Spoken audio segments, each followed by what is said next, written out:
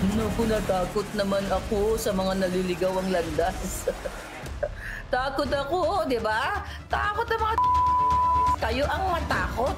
Bakit hindi ikaw magreklamo? Bakit ang NBI? Ikaw ang magreklamo, gusto kitang makabakbakan sa korte, ka? Hindi nagpatinag ang pro-Duterte vlogger na si Maharlika matapos kasuhan dahil sa kontrobersyal na polvoron video. Maanghang pa mga binitawan niyang salita laban sa mga nagkaso sa kanya.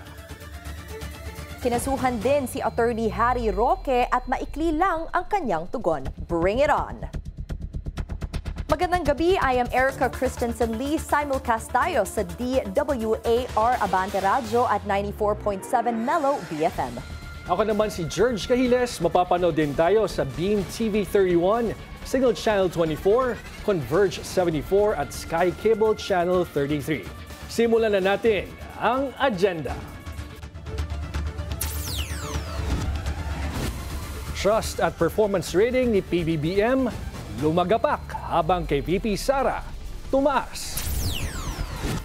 Dating Duterte spokesperson Harry Roque pumalag sa patong-patong na reklamo na isinampa ng NBI kaugnay ng tinaguriang polvoron video.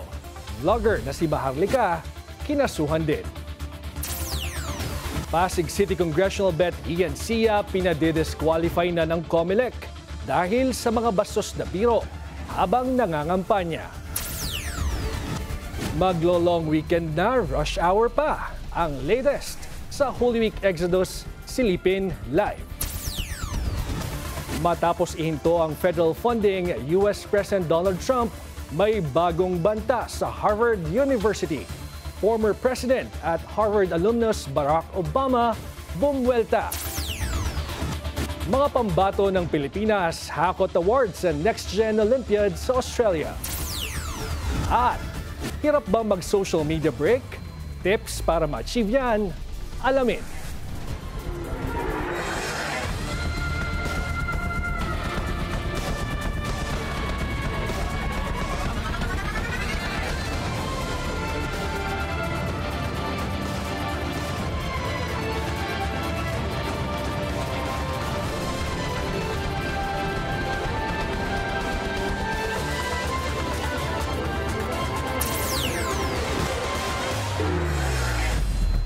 Lumakas ang suporta ng upper at middle class kay Vice President Sara Duterte base sa latest Pulse Asia survey. Ibang story naman pagdating kay President Bongbong Marcos dahil sumadsad ng kanyang ratings. Ang detalye sa Agenda Report ni Francis Folve. Malaki ang binagsak ng trust at approval ratings ni PBBM sa latest Pulse Asia survey. Mula 42% noong Pebrero, bumaba ang kanyang performance rating sa 25% noong Marso. Ganyan din ang sinapit ng trust ratings ng Pangulo. Pero si VP Sara, umangat ang performance ratings sa 59% noong Marso mula 52% noong Pebrero. Ang trust ratings ng Vice tumaas din sa 61% noong Marso mula 53% noong Pebrero. Karamihan sa may tiwala sa kanya galing classes A, B, C, and E. Ginawa ang survey noong March 23 to 29, higit 2 linggo matapos ang pag-aresto sa ama ng pangalawang Pangulo. Sa programang On Point ng Billionaire News Channel, sinabi ni Pulse Asia President Ronald Holmes na mas lumakas ang suporta para sa mga Duterte matapos isuko si FPRRD sa ICC. Kaya pati ang mga kaalyado nilang kandidato sa pagkasenador, umaangat din sa mga survey. Definitely, I would say that it contributed to a more or less that solidifying support in areas where you basically have already some sort of support or significant support for the Dutertes. Sinusubukan ng Billionaire News Channel na kunan ng pahayag ang Malacanang ukol sa Pulse Asia Survey, pero wala pa itong tugon sa ngayon. Para sa agenda, Francis Polbe, Billionaire News Channel. Nasa linya natin ngayon si political analyst Edmond Tayaw. Magandang gabi sa iyo, Professor Tayaw. Magandang gabi, George. Magandang gabi sa ating mga tagapanood. Prof, ano kaya itong factors kung bakit bumaba ang ratings ng Pangulo at tumaas naman sa Vice Presidente? alam mo, I have mixed reactions, no, as far as looking at the numbers. Kasi yung sinasabi nila na there is this sympathy support. If you are going to look at the candidates of former President Duterte and Vice President Sara, actually umangat man sila, wala pa din sila doon sa Magic 12 eh. So the improvement in their numbers have not been that significant. Of course, with the exception of incumbent Senator Bongo, no, and nagna-number 1 sa mga survey. Well, of course, there are other factors to consider as far as Senator Bongo is concerned. In fact, it's interesting to take note that even those critics of former President Duterte, and there are notable critics of former President Duterte, including some political analysts. Ang lumalabas, hindi nila kinikriticize si Senator Bongo. Nawawala yung mga issue na lumabas sa kanya. So parang ang lumalabas dito talagang may strategy, no, to save Senator Bongo from the backlash or negative issues, no, that has been raised against the former president. But by and large, if we're going to look at the senatorial surveys, parang ang nasa Magic 12 lang ay si Senator Bongo and also incumbent Senator Bato de la Rosa. Now, of course, iba naman yung pagbagsak ng numbers ni President Marcos. Of course, we can also say that to a certain extent, this has something to do with the backlash of the arrest of the former president, Duterte. But take note, no, that if we're going to look at the numbers of President BBM compared to previous presidents during the midterm, mataas-taas pa din siya, no? Kasi nasa 20%, nasa 25% pa din yung kanyang approval rating. And I'm inclined to think that we'll still see whether some other surveys, no, will also reflect the same numbers. Now, as far as the numbers of the vice president is concerned, I don't know kung gaano yung margin of error, ano, but if the margin of error is about 3%, the increase in the numbers of the vice president has been marginal at best, no? Kasi plus or minus kasi yung margin of error. So sa madalit sabi, pag sinabi mong 3% yung margin of error, para maging significant yung increase or decrease, it should be more than double the margin of error, so more than 6%.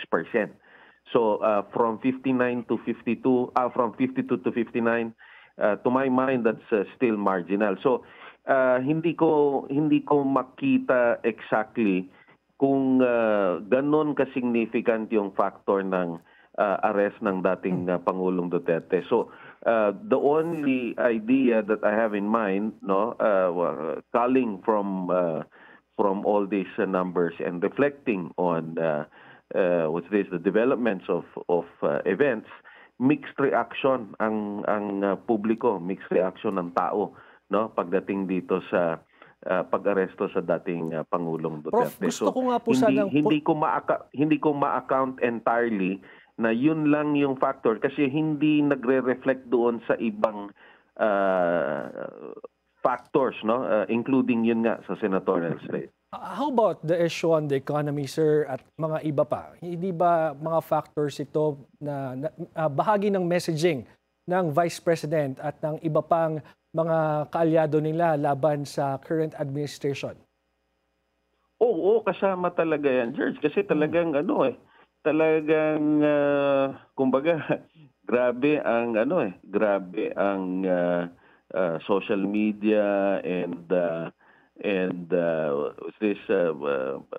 all kinds of we've been monitoring it at peers, no, in our firm we're monitoring all activities, and there's even a shift, no, from before, if much of the activities or much of the virality and much of reactions from the public, negative or positive, is in Facebook or in X or formerly Twitter. Ngayon sa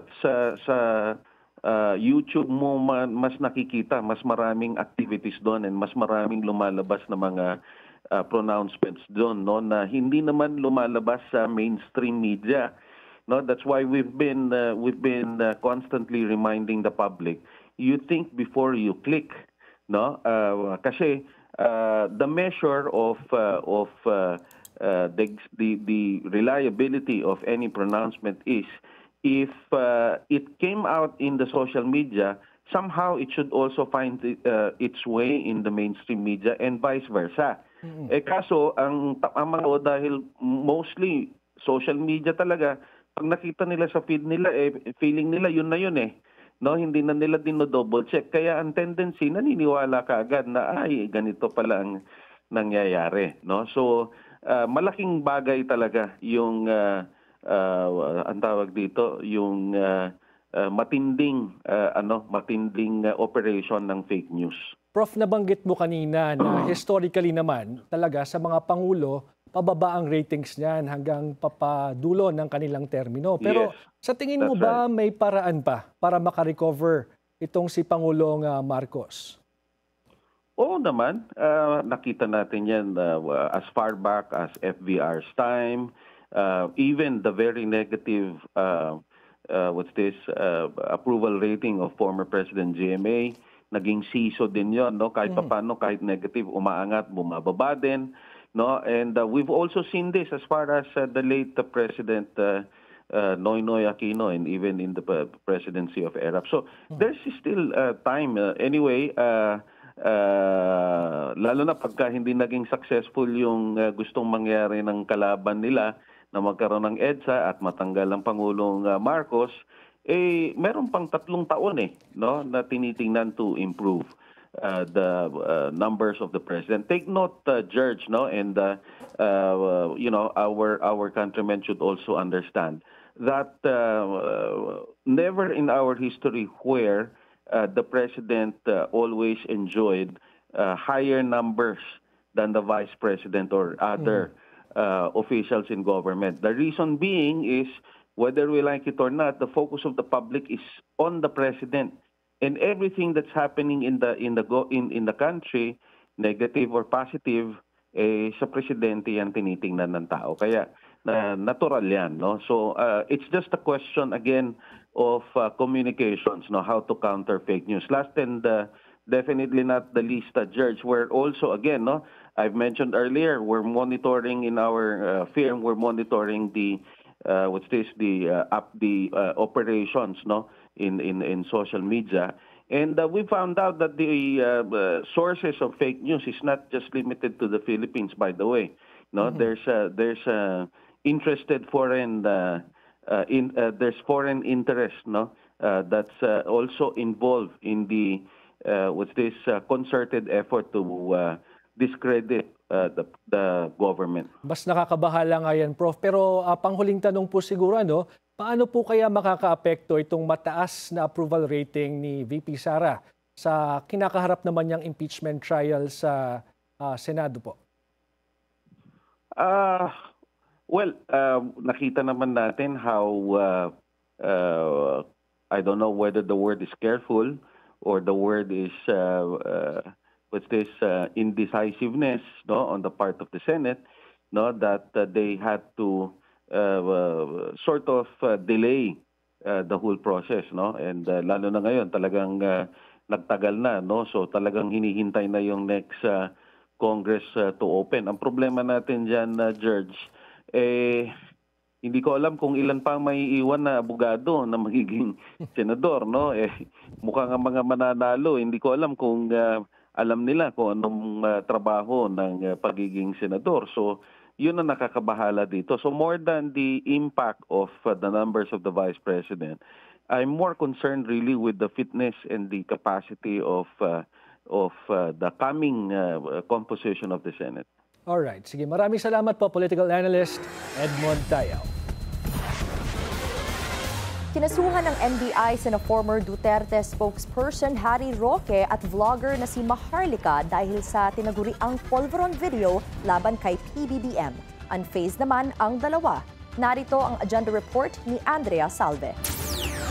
Matapos sabihing ipauubaya na nila sa DOJ ang pagbubunyag sa mga individual na kanilang inireklamo dahil sa Polvoron video, ang NBI na mismo ang naglahad sa mga ito. Unlawful use of means of publication, unlawful utterances, computer-related forgery at inciting to sedition ang hinaharap ngayon ng vlogger na si Claire Contreras o mas kilala bilang Maharlika. Inciting to sedition in relation to Cybercrime Prevention Act naman kay dating presidential spokesperson Harry Roque. Lumabas sa investigasyon ng NBI na deepfake ang naturang video na isinasangkot si PBBM sa iligal na droga. Bukod dito, nakatulong din anila ang testimonya ng blogger na si Pebbles Cunanan sa fake news investigation ng Kamara. May affidavit nun si Pebbles na sabi niya na si Attorney Harry Roque ang may kagagawan nitong manipulated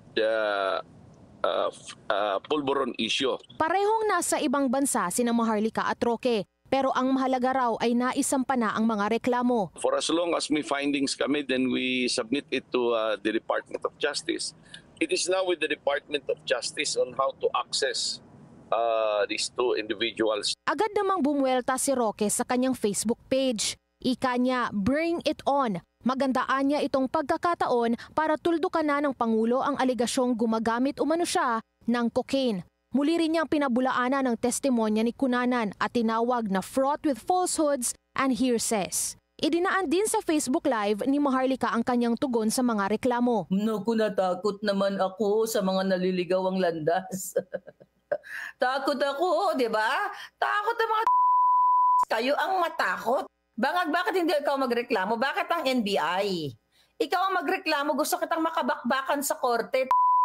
Hinamon din ni Roque at Maharlika si Senator Amy Marcos. Anila kung sincere ito sa kanyang pagsuporta sa pamilya Duterte, siya na mismo ang magbigay linaw sa mga aligasyon laban sa kanyang kapatid. Para sa agenda, Andrea Salve, Billionaire News Channel.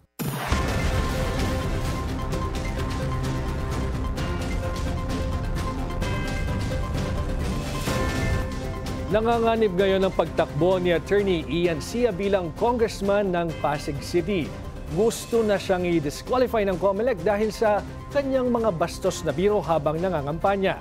Yan ang agenda report ni Joash Manimban. From sexual joke to possible disqualification, yan ngayon ang hinaharap ni Pasig Congressional Candidate Ian Sia. Nagsampa na kasi ang COMELEC ng petition for disqualification laban kay Sia matapos siyang hainan ng dalawang show cause order. Una, para sa kanyang mga naging banat sa solo parents. Minsan sa isang taon, ang mga solo parent na babae na nireregla pa. Nay, malinaw, nireregla pa. At nalulungkot. Minsan sa isang taon, pwedeng sumiping ho sa akin. Nasinundan pa ng umano'y pang-body shame niya sa kanyang dating staff sa harap ng maraming tao. Pakita ka lang, Jaja. Yan. Yan o ang staff ng... Yan. Jaja, ano ba itsura mo nung nakaraang 15 taon? Payat? Hindi. Nung makuha ka na ni Ewing. Pataba ka na. Hindi, nung magkasama tayo, ito na ang katawan ni Jaja. Ayon sa COMELEC, may sapat na basehan na lumabag si Sia sa anti-discrimination guidelines, partikular na sa gender-based discrimination at sexual harassment provisions nito. In a way, we wanted to emphasize the importance of safe spaces, not only in the general public, which we usually enjoy regardless of the time. No?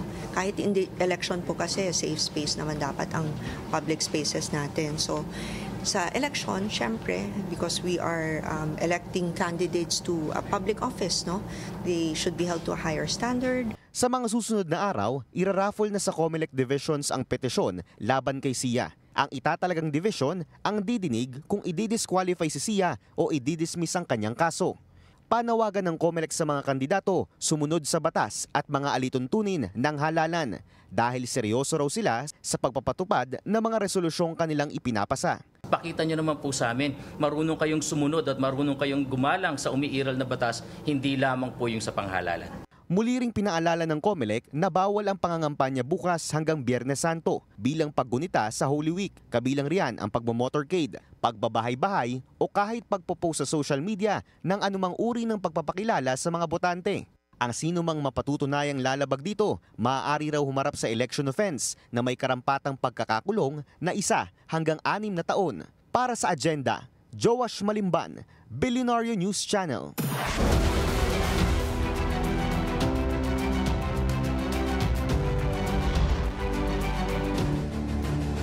Isang lalaki ang nahulihan ng baril sa NAIA sa kasagsagan ng Holy Week Rush. Alamin natin ang sitwasyon ngayon sa airport sa Agenda Report. Pierre Pastor live mula sa NAIA. Pierre, go ahead. Yes, George, dumami na ang tao kumpara kaninang umaga. At dumagsa ang mga pasahero dito alas 2 ng hapon dito sa NAIA International Airport. Okay, peaceful naman in general at smooth ang operations ng 3 major airports natin. Yan ay ayon sa Aviation Security Group. Maliban na lang sa isang kaso ng isang taong nahulihan ng baril sa kanyang luggage kaninang umaga. Kasalukuyang iniimbestigahan ng pulis ang pangyayari. Isang caliber 40 na baril ang nadetect sa x-ray ng luggage ng isang lalaki kanina. Nang imbestigahan ito ng pulisya, inamin naman niyang pagmamay-ari niya ang baril. Pero wala siyang maipakitang dokumento na magpapatunay na maari niya itong bitbitin. And then tinawag po yung ating mga police investigators. Pag-check po ng bag niya, nakita po na mayroon siyang caliber 40 na firearm sa kanyang hand-carry pa. And upon questioning and investigation, wala po siyang maipakitang pertinent documents na nagpe-permiso sa kanya na mag-possess ng firearm.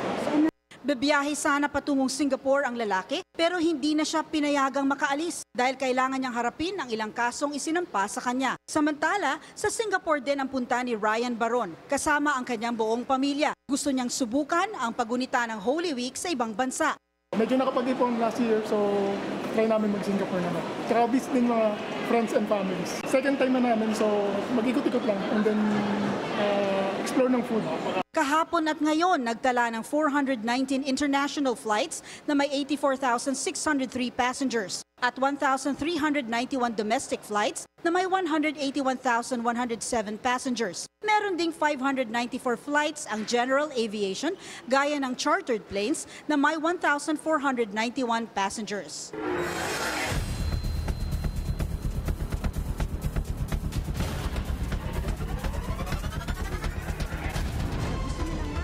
Sila ng mga tao at maramdaman na safe sila. Actually, kahapon sa Malacanang sa press briefing, sinabi ng PNP na 65,000 PNP personnel ang dineploy para lang masiguro ang seguridad ng mga Pilipino ngayong Semana Santa at sa buong bakasyon. Okay, maraming salamat Pierre Pastor live mula sa NAIA. Nananatiling smooth sailing ang operasyon ngayong Holy Week sa pinakamalaking pantalan sa buong bansa, ang Batangas Port. Yan ang Agenda Report ni Hannah T. live mula roon. Hannah, kamusta ang bilang ng mga pasahero dyan? George, pumalo na sa 28,000 ang total number of passengers as of 5 p.m. At sabi ng Batangas Port Management, ang Holy Wednesday ay isa sa mga araw na may mataas na bilang ng foot traffic dito sa pantalan. Hinihiling ng Batangas Port Management ang dagdag vessel tuwing peak o holiday season. Ang haba kasi ng pila sa counters dito, kadalasan dahil sa kawalan ng mga barko. 45 vessels ang regular na bumabiyahe rito kada araw at sana raw umabot na ito sa 60. Kaya na rin kasing mag-accommodate ng Batangas Port ng halos 8,000 pasahero anumang oras. Pero kung kulang ang barko o walang bibiyaheng barko, at tulad niyan, hindi gumagalaw dahil walang barko, ang pila, mapupuno aapaw ang terminal. Marina ang nakatoka pagdating sa deployment ng mga barko habang tagasalansan ang PPA. Simple management yan. Hindi manguhula ka, parang dadami yan. Dadagdag ako. Hindi dadami yan, hindi ako magdadagdag. Sa ngayon, mas pinapabilis na Batangas Port ang turnaround time ng mga barko para maibsan ang paghihintay ng mga pasahero, sang-ayon na rin sa utos ng PPA. Sa kabila ng mahabang pila, excited ang grupo ni Onofre mag-hike sa Mount Giting-Giting, ang isa sa pinakamahirap akyating bundok sa Pinas. Kumpara naman daw sa dati nilang mga biyahe, mas mabilis silang nakabili ng tiket ngayon. Payo ng grupo sa wannabe hikers katulad nila, magbaon ng mahabang pasensya di lang sa biyahe kundi pati sa pag-akyat ng bundok. Mentally at physically dapat prepared ka, at least 5 months preparation ng hindi lang kasi physical, mental din eh. Masyaga namang buhat ni Hari at Joshua ang kanilang mga bike para makauwi sa Mindoro at satisfied sila sa amenities at pagbili ng ticket dito sa Pantalan. Di rin daw sila nahirapang idaan sa security check ang kanilang mga bike. Mas na-enjoy po ako na mamasyal ng nakabike lang. Na-enjoy ko po kung saan ko gusto pumunta. Para naman sa mga pasaherong balak dalhin ang kanilang fur babies, siguruhing may tamang dokumento at nasa maayos na lalagyan ang alagang pets para madali ang pagbiyahe. Kailangan lang po meron tayong dalang veterinary health certificate at updated na bakuna ng ating mga pets. At syempre yung lagayan, wag po yung nasa eco bag lang o kaya dapat po nasa proper lagayan po siya. Sumatotal, nasa mahigit 1.7 million passengers ang inaasahang dadagsa sa mga pantalan sa bansa ngayong Semana Santa, ayon sa taya ng PPA. George, kahapon merong tumaob na sand vessel sa may Occidental Mindoro na kinasawi ng isang Chinese national at pagtitiyak naman ng Batangas Port Management hindi nito maaantala o maapektuhan ang operasyon dito sa Pantalan. At so far, wala pa tayong natatanggap na major incident pero paalala ng Philippine Ports Authority, huwag magpadala ang mga biyahero sa mga scammer o fixer. George? Ana, sa dami ng mga pasahero diyang gustong umuwi, siguradong agawan dyan sa ticket. Meron bang mga ulat tungkol sa scamming o fixing dyan? Oo, George, actually nitong weekend merong nagsumbong sa management na meron umanong nag-offer na isang shipping line employee na pwede raw magpasingit ng sasakyan para makasakay sa barko. Bigyan lang daw siya ng 2,000 pesos at buti na lang daw nakarating ito sa management. At pagdating naman doon sa scamming, wala pa tayong natatanggap na official na report. Pero paalala ng PPA, huwag bumili ng mga ticket kung saan-saan para yan sa mga biyahero dahil meron daw mga ticket na kumakalat na merong PPA logo. At paalala ng ahensya, hindi nagbebenta ng ticket ang PPA. Kaya naman kapag meron silang mga ticket na nakita na walang insurance, dapat daw i-consider na itong red flag. Kaya dapat kung ang mga biyahero balak bumili ng ticket dito lang sa Pantalan o mga official online platform ng mga shipping line. Balik sa'yo, George. Oo, Hana, kasi imbes na makauwi sila, ay baka mas stranded pa sila dyan dahil wala na silang pambili ng ticket. Anyway, maraming salamat sa iyo, Hana T. Live mula sa Batangas Port. Hindi lang pila sa terminals at traffic sa biyahe ang kailangang paghandaan this Holy Week rush, kundi pati na rin ang matinding init. Yan ang agenda report ni Pierre Pastor. Umabot sa 39 degrees Celsius ang heat index sa ilang parte ng Metro Manila. Pero mas mainit kahapon kung saan bumulusok sa 50 degrees ang heat index sa Los Baños, Laguna. Ayon sa Pag-asa, inaasahang sing-init o mas mainit pa sa mga susunod na araw. Kaya itinaas ng DOH ang Code White Alert Level kung saan inihahanda ang lahat ng mga ospital at health facility. That means they're ready for all the incidents that can happen for people traveling for this Holy Week. Number two, of course, are warnings for the effects of heat illness, especially for people going to hot areas like the beaches. So, maaring magka-heat stroke kapag lumampas sa 40 degrees ang temperatura ng katawan na nangyayari kapag na-expose sa sobrang init gaya ng matinding sikat ng araw. Itinuturing ding emergency ang heat stroke dahil kapag hindi naagapan ay maaring magdulot ng damage sa brain, heart, kidney at muscles. Paunang sintomas nito ay sobrang pagkauhaw at cold sweats. Susunod ang panlalabo ng paningin at pagkahilo. and then eventually pagka hindi mo na correct yun, magko-collapse ka. So it's important early on na mag-cool down ka. So the first thing you have, if you're thirsty, you drink plenty of water. If you feel weak, fatigue, ang tinatawag na next step after thirst is yung heat fatigue or heat weaknesses, mag-shade ka na or mag-aircon ka na. Mas prone sa heat-related diseases gaya ng heat stroke ang matatanda at mga bata. Kaya payo ng DOH sa kanila at sa lahat, huwag magbabad sa araw. Laging mag-hydrate at magsuot ng light-colored at maluluwag na damit. Para sa Agenda, Pierre Pastor, Billionaire News Channel. Pagsama ng West Philippine Sea sa Google Maps, minaliit ng China. Susunod yan sa Agenda.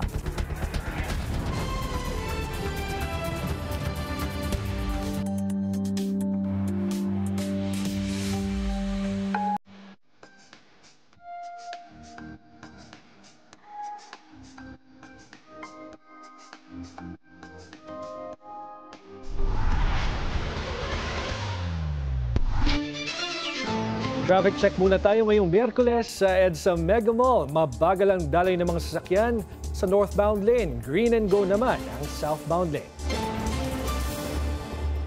Ipinagkibit-balikat lang ng China ang pagsama ng West Philippine Sea sa Google Maps. Hindi raw ito dapat seryosohin ayon sa Beijing dahil ang South China Sea ang matagal ng tawag sa karagatan at recognized and accepted daw ito ng international community. Dagdag ng Chinese Foreign Ministry, hindi rin naman ito mababago ang historical facts. Nauna nang sinabi ng AFP na pagkilala sa soberanya ng Pilipinas ang pagkakasama ng West Philippine Sea sa Google Maps.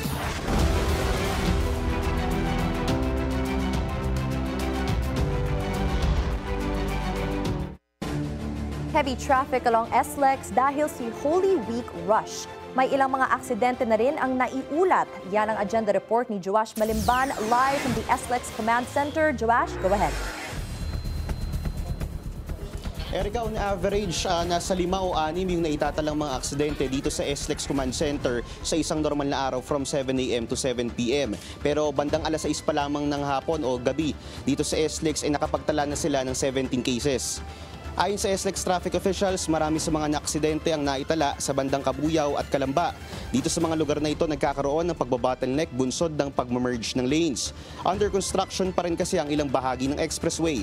Kaya mula sa 5 lanes, nare-reduce ito sa 3 o may bahagi pa ng expressway na nagiging 2.5 na lamang yung linya. Yung ibang mga motorista nagsisingitan pa o di kaya nalilate ng lane shift, kaya nagkakaroon ng sagian o banggaan o kaya naman ng iba ay nagkakarambola. Ayon sa mga opisyal ng SLEX, itinigil na yung construction na maaaring makaistorbo sa daloy ng mga sasakyan. Mabigat na rin yung daloy ng sasakyan sa ilang exit tulad ng Kalamba sa may southbound lane. Tukod na rin yung exit ng Santo Tomas. Ayon kay Jun Vitog ng Traffic Management ng SLEX at StarToll, nasa 400,000 sasakyan yung inaasahan nilang dadaan sa SLEX ngayong araw. Pauna nang nag-roll out ang San Miguel Corporation ng kanilang traffic management plan para sa mga hawak nilang expressways tulad ng SLEX. Mas maraming deployed na tollway personnel, emergency responders at traffic marshals para masigurado na mabilis at efficient yung pagresponde sa mga posibleng aberya sa traffic. Sa mga babiyahing Batangas, lulusot papuntang StarToll o kahit yung mga uuwi pa lang ng Kalamba o uuwi o dadaan ng Kalamba, maghanda na po kayo sa slow-moving traffic dahil mula pa lang sa mga may bandang silangan hanggang sa Kalamba, namumula-mula na yung kahabaan ng SLEX. Erica, ilan sa mga main cause ng traffic dito sa SLEX ay yung pagbabottleneck o di kaya yung mataas na volume ng mga sasakyan. Kaya payo ng mga otoridad, manatiling kalmado, habaan yung pasensya, oras na ma-stuck ng traffic dito sa SLEX. Erica. Thank you, Joash Malimban, live mula sa SLEX Command Center. From SLEX, kamustahin naman natin ang sitwasyon sa NLEX. May agenda report si Andrea Salve live mula sa Balintawak Toll Plaza. Andrea, go ahead.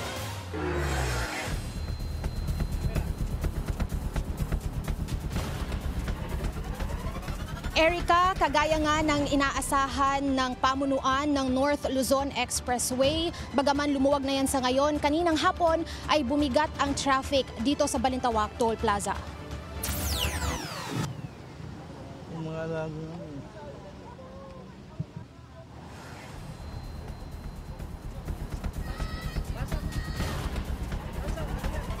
Taimtim na pananampalataya ang dahilan kung bakit taunang tradisyon na ng Falaria family ang pagluwas sa kanilang probinsya sa Kasiguran, Aurora. Kasama ang kanilang fur babies, maaga silang bumiyahe kaninang umaga para makaiwas na rin sa inaasahang traffic. Dalawa anak ko nandito, doon ipinanganak, gusto nila magbakasyon doon. Magsimba kami sa Ermita. May mahal na birhen po doon, pupuntahan namin. Bandang alas 10 kanina nang magsimula ang build-up ng mga sasakyan sa cash lanes ng NLEX Balintawak Toll Plaza. Pagdating ng hapon, mas lalo pang humaba ang pila sa kabilayan ng paalala ng NLEX Management sa mga motorista na unahin ang pagpapakabit ng RFID stickers at pag-reload sa kanilang RFIDs. Dahil sa dami ng mga mas pinili ang cash transaction, kinailangan ng dagdagan ang cash lanes. Usually po yan, 3 lanes lang, 2 pa nga minsan eh. Pero since yun nga po, dumadami na po yung kababayan natin and apparently marami din po yung wala pa pong RFID, so 4 na lanes po yung ginagamit natin ngayon.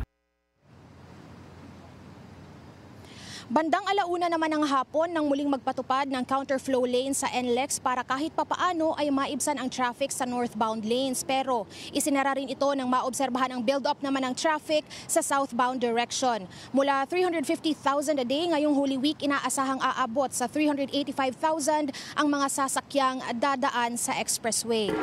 Erica, sa huling update mula sa NLEX Management, dito sa Balintawak Toll Plaza ay mahigit 4,000 na mga sasakyan na ang dumadaan dito bawat oras. At dahil nga inaasahan pa rin ang pagbigat ng daloy ng trapiko dito, posibleng magtuloy-tuloy na rin ang pagpapatupad ng counterflow o zipper lanes na magsisimula naman dyan sa bahagi ng Marilao. Erica. Maraming salamat, Andrea Salve, live mula sa Balintawak Toll Plaza. Sa ibang balita, bibigyang pugay sa Niagara Falls, Canada ang ating national hero na si Dr. Jose Rizal. At sana raw personal itong masilayan ng isa pang Filipino icon. Sa social media post, inimbitahan mismo ng mayor ng lugar, si boxing legend Manny Pacquiao, sa unveiling ng isang bust para kay Rizal. Gaganapin ito sa Hunyo bilang paggunita sa pagbisita ni Rizal sa Niagara Falls noong 1888. I hope that you will honor and accept my invitation to join us here this summer. And by the way, the ice will be melted, the weather will be beautiful. All we'll need is you. Nakita-kita tayo! Salamat! Wala pang tugon si Pacquiao sa imbitasyon ni Mayor Jim Diodati. Matapos ihinto ang federal funding, US President Donald Trump may bagong banta sa Harvard University. Susunod yan sa agenda.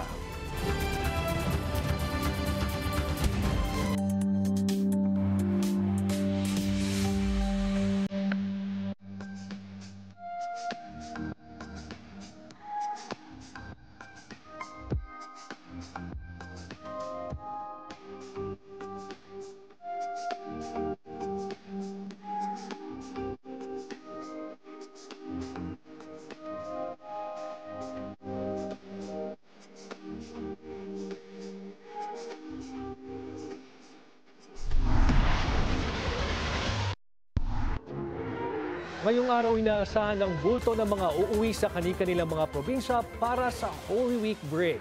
Silipin natin ang latest sa Holy Week rush sa mga bus terminals. Agenda report ni Paulo Barcelon, live mula sa Parañaque Integrated Terminal Exchange o PITX. Paulo, kamusta ang sitwasyon dyan ngayon? George, posibleng may abutan pang mga biyahe yung ilan sa mga kababayan natin na ngayon palang uuwi sa kani-kanilang mga probinsya ngayong Holy Week. Kaya todo bantay ang mga otoridad para masigurong ligtas ang mga biyahero. Na ang halos 6 na pong ruta na papuntang Bicol, gaya ng mga bus na papuntang Sorsogon, Albay, Camarines Norte at Camarines Sur. Unti-unti na ring napupuno ang mga biyaheng panorte gaya ng Baguio. Kaya kanya-kanyang diskarte ngayon ng ilan nating kababayan para makakuha ng tiket pa uwi. Maliligo dun sa mga polls yun sa amin. Wala pa po, nag-aantay pa po kasi 5 pa daw mag-aan. Baka magkakameron. Kapagod, mag-antay. Pagtitiyak ng PITX Management, sapat ang supply ng bus sa terminal at handa na ring bumiyahe ang mga bus na may special permit mula sa LTFRB. Todo bantay sila ngayon laban sa overloading. At lahat po ng ating mga service na patrol ng LTO, including our deputized agents, nakalabas po yan. Pure visibility ang habol po natin as a form of deterrent against speeding, reckless driving. Sa Davao City, sumailalim sa random drug testing ang nasa 100 tsuper sa Davao City Overland Transport Terminal. Sa Cebu City naman, nag-inspeksyon ng mga otoridad sa Cebu South at Cebu North bus terminals. Muli namang nagpaalala ang PITX management sa mga pasahero na huwag nang magdala ng mga ipinagbabawal na bagay at mabigat na mga bagahe para iwas abala. Ano po ba yung mga prohibited items? Una-una, yung mga bagay na matatalim, yung mga matatalas na pwede pong gamiting armas sa kapwa pasahero nyo, gunting, cutter at kung ano-ano pa. Pangalawa, yung mabilis po sumiklab, at tulad po ng mga butane, diba, lighter at kung ano-ano pa. Kasi iba parang balak magsangyup sa probinsya, nagdala po yun ng butane. Pagtitiyak din ng terminal management, may masasakyan ang mga maiiwan sa Metro Manila ngayong Huwebes Santo, Biyernes Santo at Sabado de Gloria dahil may mga bibiyahe pa ring provincial at EDSA carousel buses sa PITX. George, batay sa pinakahuling taya ng PITX management as of 6 p.m., nasa 153,000 plus na yung kabuang bilang ng mga pasahero na dumagsa dito sa PITX. Higit na mas marami yan kumpara noong mga nakaraang araw. Kaya paalala ng terminal management, kung meron po kayong mga biyahe ngayong gabi o di kayo hahabol sa Holy Week rush, ay siguruhin po na mas maaga po ang inyong dating sa terminal, preferably around 2 to 3 hours before yung inyong pagbiyahe. At dahil nga mainit at maalinsangan ang ating magiging Holy Week, batay sa taya ng Pag-asa, ay magsuot na rin ng komportabling damit at magbaon ng tubig. George? Mahalagang paalala nga yan, Paulo. Pero Paulo, ano naman yung aasahan natin bukas at sa weekend dyan sa PITX? Well, George, batay sa PITX management, tuloy-tuloy naman yung kanilang pagbiyahe o yung pagbiyahe ng mga bus na dumarating dito sa PITX kahit na Huwebes Santo, Biyernes Santo at Sabado de Gloria. So that includes yung mga provincial buses, gayon din yung mga dagdag na EDSA carousel buses na siyang itineploy dahil nga sarado ang MRT at ang LRT. So meron pa rin namang masasakyan sa mga araw ng Huwebes Santo, Biyernes Santo at Sabado de Gloria ang ating mga kababayan. George? Kumusta naman yung seguridad dyan, Paulo? Mahigpit, George. Actually, pagpasok pa lamang ng terminal ay dadaan na sa scanner yung ating mga kababayan. Meron din mga nakadeploy na K9 unit at maging ang pulisya at ang mga security ng PITX ay talagang stricto sa pagche-check, lalo na dun sa mga nabanggit kanina ni Sir Jason Salvador na mga ipinagpapawal na gamit. George? Maraming salamat, Paulo Barcelon, live mula sa PITX. Tumitindi ang bangayan sa pagitan ni US President Donald Trump at ng Harvard University. Balak ngayon ni Trump na alisin ang tax-exempt status ng sikat na universidad. Nauna nang iniutos ng Pangulo ang pag-freeze sa $2 billion federal funding para sa Harvard. Tinanggihan kasi nito ang kanyang demand na baguhin ang kanilang mga polisiya. Kasama riyan ang hirings, admissions at teaching practices na ayon sa White House ay kailangan para labanan ng anti-Semitism sa campus. The president has been quite clear they must follow federal law. He also wants to see Harvard apologize, and Harvard should apologize for the egregious anti-Semitism that took place on their college campus against Jewish American students. The university failed to impose formal discipline on any students for this anti-Semitic conduct violations, including the occupation of a campus building and the disruption of classes with bullhorns.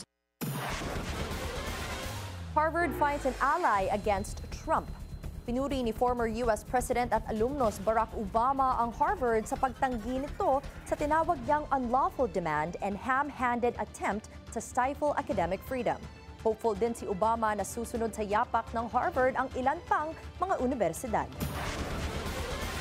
Aprobado na ng Asian Development Bank o ADB ang ikalawang tranche ng financing package para sa Malolos Clark Railway Project na nagkakahalaga ng $1.45 billion.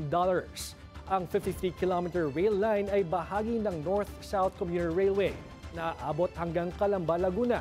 Ito ang kauna-unang express train sa bansa na konektado sa Clark International Airport sa Pampanga. Katulong ng ADB ang Japan International Cooperation Agency o JICA sa pagpondo ng proyekto na may total cost na $2.75 billion. Naniniwala ang ADB na magdudulot ang proyekto ng mas maraming investment at trabaho sa makakatulong sa paglago ng ekonomiya ng bansa. Confident ang Bureau of Internal Revenue na maaabot nito ang over 3 trillion pesos na collection target for 2025. Narito ang agenda report ni Sue Jin Kim. Kumpiyansa si BIR Commissioner Romeo Lumagi Jr. na maabot ng ahensya ang kanilang record-breaking collection target na 3.23 trillion pesos para sa taong ito. Ayon kay Lumagi, wala pang planong i-revise downward ang target sa kabila ng mga umiiral na economic headwinds. Sa ngayon, hindi namin inaasahan or hindi namin tinitingnan kung magkakaroon ng adjustment on the goal or collection target. As far as we're concerned, we're still working on achieving the 3.23 trillion collection target at dyan kami nakafocus. Ngayong buwan pa lamang, inaasahan na ng BIR na makakolekta ng 480 billion pesos. Tiwala ang ahensya na makakamit ito dahil na rin sa mas pinaigting na kampanya laban sa mga peking resibo na nagresulta sa pagtaas ng VAT collections. Kamakailan, naghain ng kaso ang BIR laban sa cosmetics company na Everbilena dahil sa umano'y paggamit nito ng ghost receipts na nagresulta sa mahigit 1.6 billion na tax liability. Yung paghahabol natin sa mga gumagawa ng mga peking resibo, nakafocus tayo dyan and nakita naman natin na maraming mga taxpayers ang tumigil dito kaya naman tumaas ang koleksyon natin sa VAT. At yan din ang tinututukan pa natin. Pinaiigting din ng BIR ang kampanya laban sa illicit trade, tulad ng pagbebenta ng mga vape products online at sa mga physical stores. Samantala, ine-enhance din ng ahensya ang kanilang digital infrastructure para mapadali ang tax compliance. Inaasahang sa susunod na taon, ganap na digital na ang pagfa-file ng buwis. Patuloy pa rin ang ginagawa nating improvement sa ating digital transformation dahil ang pakay niyan ay mas padaliin ang pag-comply sa pagbabayad ng buwis. Pero may option pa rin ang mga MSME na manual filing dahil sa ease of paying taxes law. Para sa agenda, Sujin Kim, Billionaire News Channel. Marami na nagsabi na hindi naman matindi ang epekto sa Pilipinas ng sweeping tariffs ni US President Donald Trump. Pero para sa dating opisyal ng Bangko Sentral ng Pilipinas, posibleng pabagsakin ito ang remittances ng mga Pinoy na nasa Amerika. Nagbabalik si Sujin Kim para sa detalye. The likelihood of a trade war is getting real and real. Sa gitna ng sell-off ng US Treasuries, nagbabala ang dating BSP Deputy Governor na si Diwa Ginigundo sa maaaring maging worst-case scenario kung saan hindi lamang pamilihan ang apektado kundi pati ang trabaho na ng mga OFW. If global recession takes place, then we will have problems with the deployment of our Filipino workers, and as a result, remittances will also go down. Ayon kay Ginigundo, normal pa rin ang pagbagsak ng remittances sa ngayon.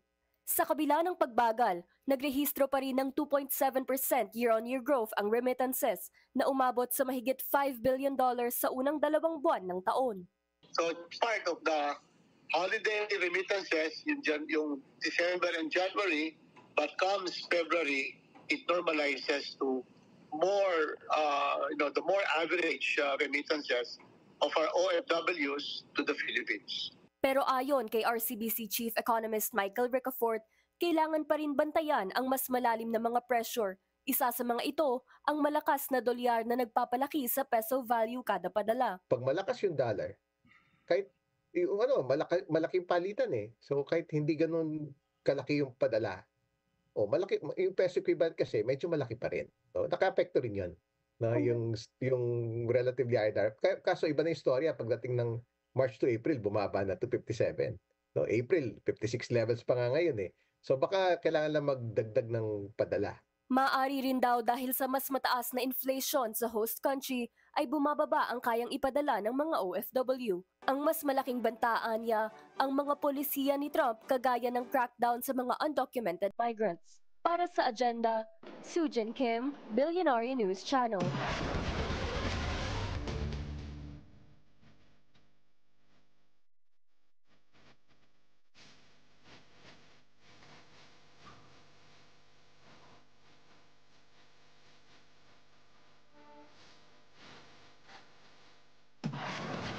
Lumakas ang auto industry sa unang bahagi ng 2025 dahil sa matinding demand para sa commercial vehicle at lumalaking interes sa mga new energy vehicle. Ang detalye sa agenda report ng ating mobility correspondent G. Baroga.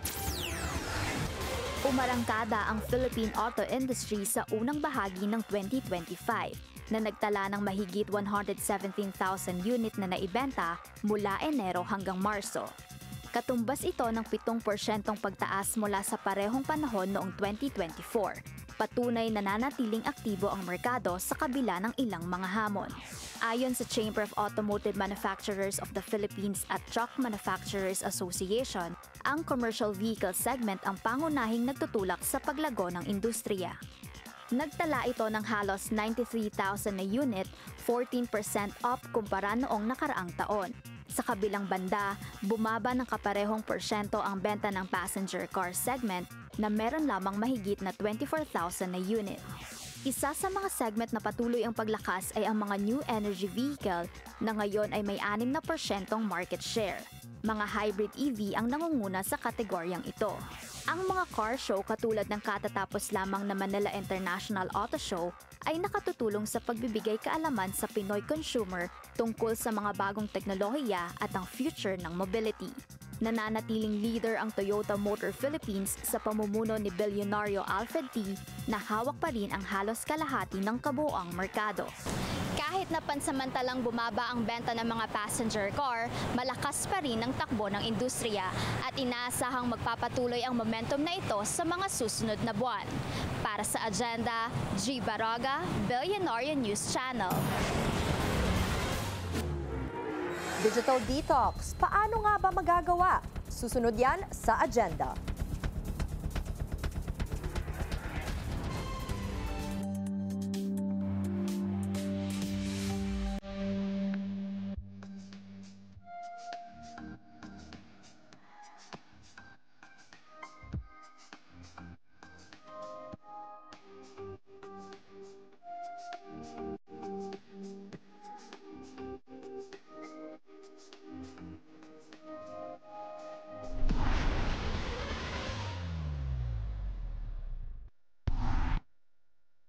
Isa pang traffic check ngayong Wednesday rush hour. Sa EDSA White Plains, mabigat ang daloy ng mga sasakyan sa northbound lane. Light to moderate naman ang southbound lane. Umakot ng karangalan ng Philippine team sa Next Gen Olympiad na ginanap sa Sydney, Australia ngayong araw. Ang detalye sa Agenda Report ni Francis Folve. Angat ang talinong Pinoy sa Next Gen Olympiad ng Galaxy Foundation. Malabilyonaryo Quiz B ang format nito kung saan ibinida ng Philippine team ang ating bandila mula sa 15 bansang kalahok sa Global Round for the International Mathematics Exam Center, the Junior English Olympiad, and the International Science Challenge Olympiad na ginanap sa Sydney, Australia. Nakasungkit ng 3 gold, 2 silver at 2 bronze medal ang Team Pinas at overall Olympiad top placer din. Walang pagsidla ng kasiyahan ng proud parents ng Pinoy contingent. Suportado rin sila ng Konsulado ng Pilipinas sa Sydney. We're very proud of all of our students here participated and also won awards and medals. It's very happy. We're very happy as Filipinos that we have a contingent here to represent the country and represent the flag. Layon ng kompetisyon ng isang magandang environment at magsulong ng pagkakaibigan sa participants para sabay silang mag-excel sa academics at lumawak ang kanilang cultural horizons. Para sa Agenda, Francis Polbe, Billionaire News Channel. As they say, ang Holy Week ay time to unplug and reflect. But let's face it, struggle ang mag-social media break, di ba? Alamin kung paano yan ma-achieve sa Agenda Report ng ating lifestyle host, Marie Lozano. Para sa ilan, ang digital detox ay ang pagsalat ng phone o kaya ang pag-off ng notifications. Ang iba naman, sinusubukan ang extreme measures, gaya ng sensory deprivation experience. Tinatawag din itong float pod, isang capsule na may water at Epsom salt. Okay, so Christy, this is my spaceship. Yes, ma'am. Flotation pod. Yes. It's a flotation pod. It looks like a spaceship. So, tell me all about it. This flotation pod, we have this water and Epsom salt, which 360 to 580 kilograms of Epsom salt, which allows your body to float inside without any effort. Is there Netflix inside? What am I gonna do for 40? How long am I gonna stay Only there? just meditation. You have to relax only, ma'am. Relax. Yeah, relax. Okay. I think can reduce also your stress. Lulutang ka in silence. Pero ang real challenge dito, digitally detached ka. Ang goal, relaxation. Pero ako, medyo stress pa, at least sa simula. Hindi lang dahil sa enclosed space. Para sa akin, ang naging pagsubok, I think the challenge is, not having my device inside for that long. hindi ako nag-iisa ayon sa experts. Ito rin ang issue ng marami sa atin. Dati ginagamit ang phones kung kinakailangan. Ngayon nagiging habit na, nagiging reflex. At minsan pa nga, nagiging comfort zone. Kaya sa tuwing sinusubukan nating mag-unplug, parang hindi ka komportable, parang may kulang. Minsan, ang kailangan lang natin ay total disconnect, kung saan tayo ay malayo sa lahat.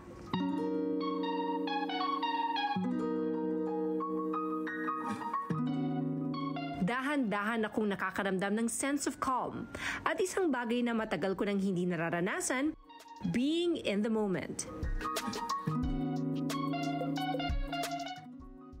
Hindi naman natin kailangan ng extreme measure gaya ng sensory deprivation tank para mag-digital detox. Pwede tayong magsimula sa mga simpleng paraan. No phones habang kumakain. No scroll mornings. At kahit 5 minutes na walang stimulation.